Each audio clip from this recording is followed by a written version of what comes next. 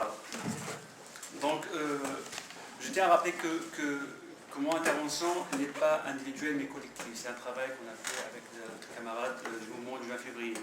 Et mon intervention sera axée sur deux axes principaux, notamment la continuité historique de la lutte démocratique au Maroc et surtout pour arriver au mouvement du 20 février. Ensuite, pour parler de l'indépendance qui n'est pas vraiment une indépendance, parler de l'indépendance du Maroc à l'État français.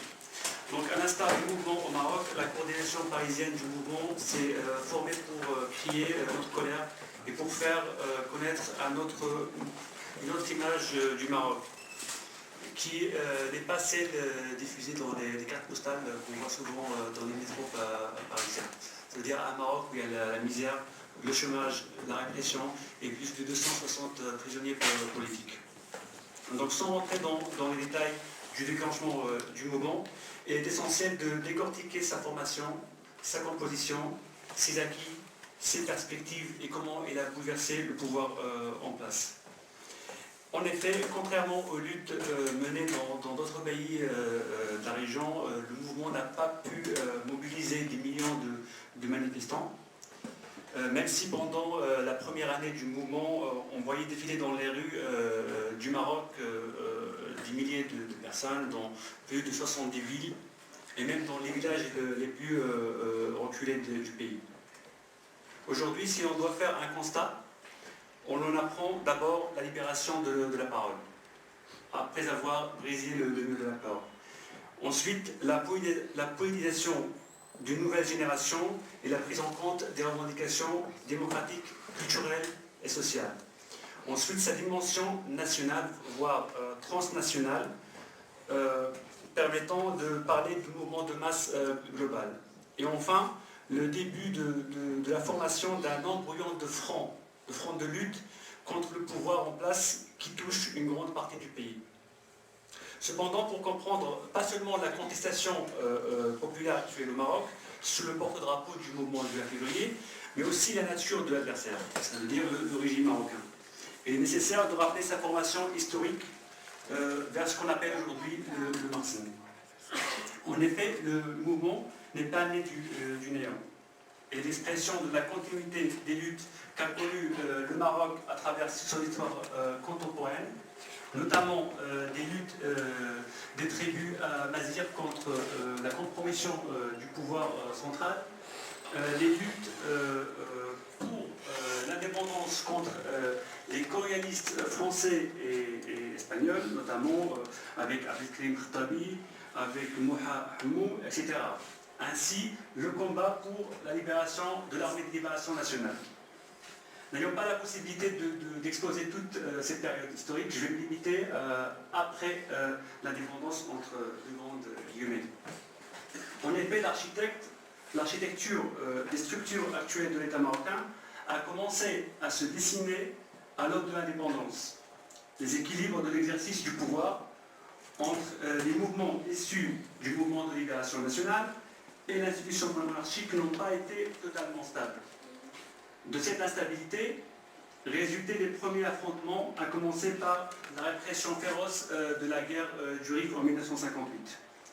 Un événement majeur se produisit en 1962 à l'appel de l'Union nationale des forces populaires au boycott de la Constitution, qui va inaugurer une lutte politique acharnée, ponctuée par une lutte armée entre la gauche et le pouvoir.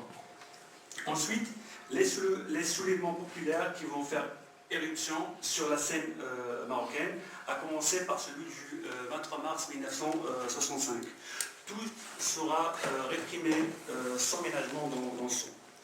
De son côté, la nouvelle gauche, qui voit le jour début des années 70, et seront réprimés sauvagement, torturés et emprisonnés, des fois pour des peines allant de 10 à 17 ans, voire plus.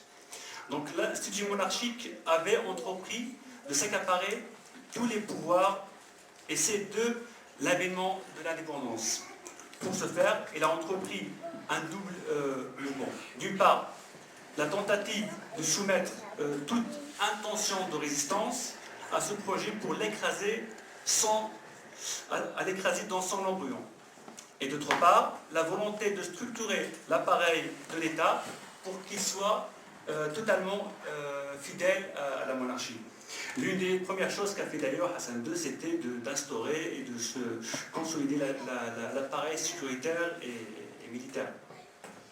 Et cette conception va donner naissance à un État qui ne serait plus au service de ses citoyens, mais en faveur des privilégiés de l'institution monarchique. Le peuple marocain va évidemment payer le prix fort, non seulement en termes de répression, mais aussi sur le plan économique, puisque cette conception ne pouvait être opérationnelle qu'en récompensant les gardiens du temps. Ainsi, en contrepartie d'une loyauté sans faille à l'institution monarchique, ils vont disposer du Maroc et des Marocains comme ils l'entendent, et en toute impunité.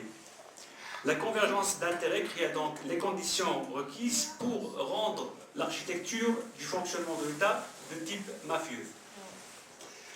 Les résultats de ce mode de gouvernance sont un appauvrissement galopant de la population, la marginalisation des régions entières, une économie archaïque, une corruption généralisée et des secteurs aussi vitaux que la santé et l'éducation qui sont totalement sinistrés.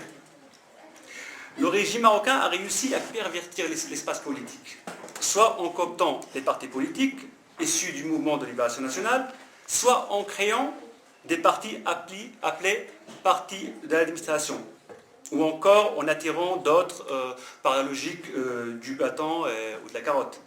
C'est ainsi que l'espace politique officiel a été totalement occupé et contrôlé d'une manière ou d'une autre par l'appareil du Morsi. Agissant en totalité, le régime marocain va également soumettre l'espace culturel et marginaliser ou coloniser les esprits. Les mouvements islamistes ont constitué le principal relais.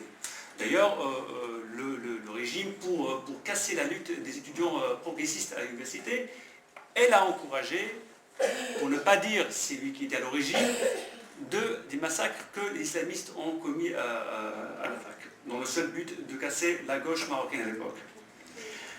C'est donc une question très importante car l'espace de débat est ainsi soumis à un système de croyances qui ne peuvent être interrogées. Mais malgré cette entreprise totalitaire, la répression et l'emprisonnement et les assassinats, la voie de l'espérance a toujours été présente avec des militants qui ont su et pu créer d'autres espaces de contre-culture, mettant en avant les aspirations légitimes à la dignité, à la démocratie et à la liberté du citoyen. Ces espaces se sont structurés autour soit des partis politiques, soit des mouvements de droits humains, soit des associations comme les associations des diplômés chômeurs, soit des associations culturelles ou contre la cherté de la vie, ou en courant de résistance contre la bureaucratie syndicale. C'est donc dans un tel contexte que, ainsi que du dit printemps arabe, entre autres guillemets, que le mouvement du 20 février a vu le jour. Ce mouvement qui est soutenu plus ou moins par quelques forces démocratiques et progressistes marocaines, a ouvert la voie du possible et a redémarré le moteur de l'histoire. Sa lutte s'est enracinée dans la société et les rapports des citoyens au pouvoir ont radicalement changé. D'ailleurs, il n'y a pas très longtemps, le roi du Maroc avait gracié un pédophile qui avait abusé de plusieurs enfants. Et c'est la première fois que le peuple marocain sort pour contester une décision du roi.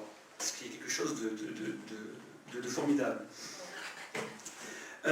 C'est donc le mouvement de protestation sociaux sont de plus en plus nombreux, même si pour le moment ils ne sont pas ni fédérés par une analyse politique, ni par des revendications politiques claires pouvant arracher le mal de la racine. L'analyse globale de ce qui se passe au Maghreb et au Machrek nous incite donc à privilégier une approche totalisante qui ne soit pas hiérarchisée. Ça veut dire le politique, l'économique, le social et le culturel. Et l'action ne peut être que multidimensionnelle. Ça veut dire, c'est-à-dire, il faut agir sur tous les plans et tous les segments au même temps. J'ai encore dit, je crois. Donc, Donc le mouvement du 1 février a pu opérer un changement de paradigme qui était impensable seulement il y a quelques années. Son action a eu des effets au sein même des structures existantes, qu'ils soient politiques, syndicales ou associatives. Donc cette voie ouvrira la traduction de l'aspiration des citoyens en front de lutte populaire avec des